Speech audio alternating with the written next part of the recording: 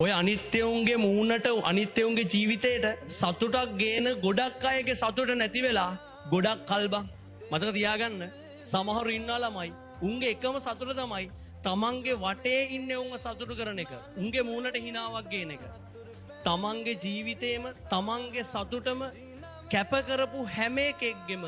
ජීවිතවලට අනිවාර්යෙන් ළමයි දවසක උතුරන්ඩ හරියන්ඩ ඕනෙමයි